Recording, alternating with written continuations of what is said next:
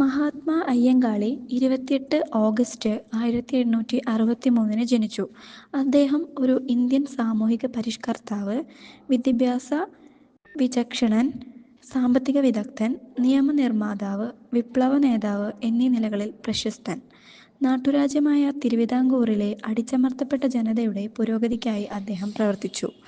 അദ്ദേഹത്തിൻ്റെ പോരാട്ടം കേരളത്തിൻ്റെ സാമൂഹിക-രാഷ്ട്രീയ ഘടനയെ മെച്ചപ്പെടുത്തുന്ന നിരവധി മാറ്റങ്ങൾക്ക് കാരണമായി.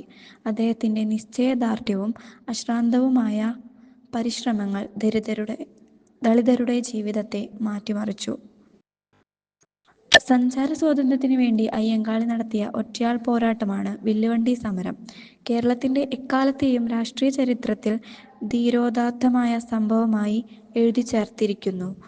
ഉപജാതികൾക്കു അതീതമായി ചിന്തിക്കുകയും സമൂഹത്തിലെ ക്രൂരമായ അനാചാരങ്ങളെ എതിർക്കുകയും ചെയ്യുക, വിദ്യാഭ്യാസത്തിലൂടെ സാമൂഹിക സ്വാതന്ത്ര്യത്തിലേക്കെത്തുക എന്നിവയായിരുന്നു അദ്ദേഹത്തിൻ്റെ പ്രധാന ആശയങ്ങൾ. ചുറ്റും നടമാടിയ ഉച്ചനീചത്വങ്ങൾക്കെതിരെ അധഃസ്ഥിതരുടെ ഇടയിൽ നിന്നും ആദ്യമുയർന്ന സ്വരമായിരുന്നു അയ്യങ്കാളിയുടേത്. സ്വസമുദായത്തിൽ നിന്നു തന്നെ ഉയർന്ന എതിർപ്പുകൾ അവഗണിച്ച് 30-ാം വയസ്സിൽ കിരാത നിയമങ്ങൾക്കെതിരെ അദ്ദേഹം പോരിനിറങ്ങി. തുടക്കത്തിൽ അദ്ദേഹം ഏകനായിരുന്നു. പിന്നീട് ഏതാനും യുവാക്കളെ സംഘടിപ്പിച്ചും ജന്മികളുടെ തടിമിടുക്കിനോടു മല്ലിടാൻ കായികാഭ്യാസിയെ കൊണ്ടുവന്ന് അടിതടകൾ പരിശീലിപ്പിച്ചും തൻ്റെ കൂടെയുള്ളവരെ ഒരു ഏറ്റുമുട്ടലിന് സജ്ജമാക്കുകയായിരുന്നു അയ്യങ്കാളി. കർഷകത്തൊഴിലാളി സമരം അദ്ദേഹത്തിൻ്റെ ഒരു പ്രധാന സമരമായിരുന്നു. തിരുവിതാംകൂറിൽ കർഷകത്തൊഴിലാളികളുടെ ആദ്യത്തെ പണിമുടക്ക് സമരം നയിച്ചത് അയ്യങ്കാളിയായിരുന്നു. അധഃസ്ഥിത വിഭാഗത്തിൽപ്പെട്ട കുട്ടികൾക്ക് വിദ്യാഭ്യാസം നിഷേധിക്കുന്ന സവർണ വിഭാഗങ്ങളുടെ നീതിനിഷേധത്തിനെതിരെയായിരുന്നു സമരം.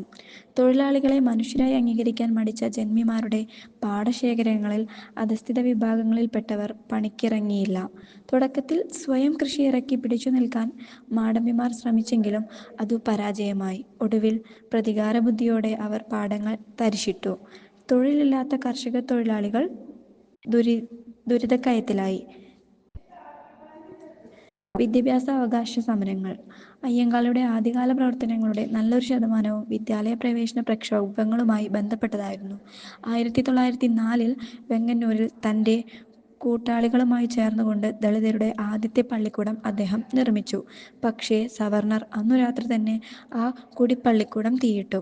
അക്ഷരാഭ്യാസത്തിനുള്ള അവസരനിഷേധം നേരിടാൻ അദ്ദേഹം തിരഞ്ഞെടുത്ത വഴിയായിരുന്നു പിൽക്കാലത്ത് കാർഷിക പണിമുടക്ക് സമരമെന്ന് അറിയപ്പെട്ട കൃഷിഭൂമി തരിശിടൽ സമരം. ജൂൺ 1941 അദ്ദേഹം മരിച്ചു.